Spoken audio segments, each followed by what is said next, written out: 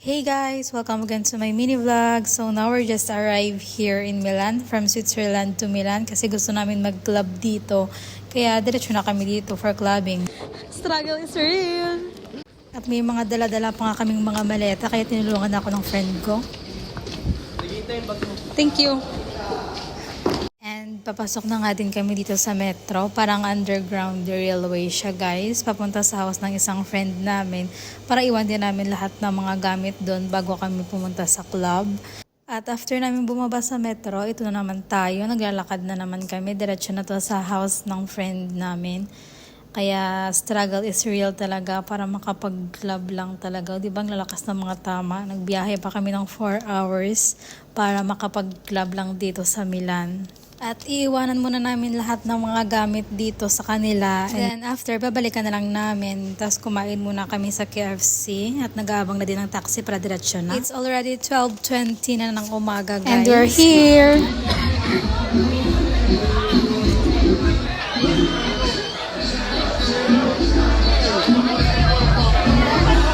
And pagpasok namin, kinuha na din namin kaagad yung mga drinks namin.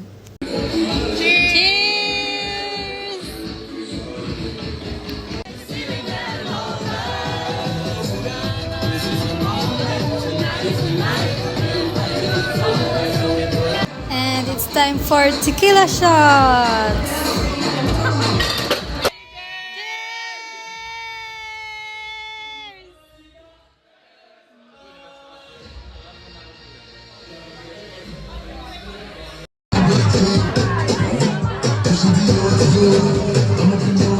At yun na nga, 7:25 na ng umaga, pauwi pa lang kami at yung mga tao dito, papasok pa lang sila sa mga work nila. And we're on the train, 45 minutes na naman na biyahe going to Como.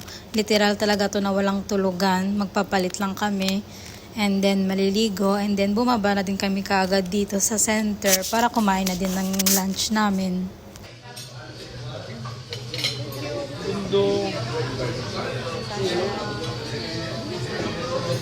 And we get some seafood pasta.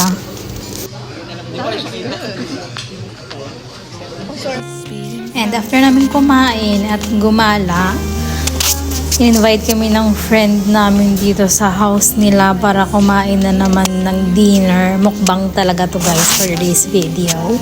And yan lang, tingnan nyo na lang yung mga kaganapan namin dyan. Chika-chika lang, then shots ulit, tapos kain, tatagay na naman tayo. And that's it for today's video guys. Thanks for watching. Bye! Maybe we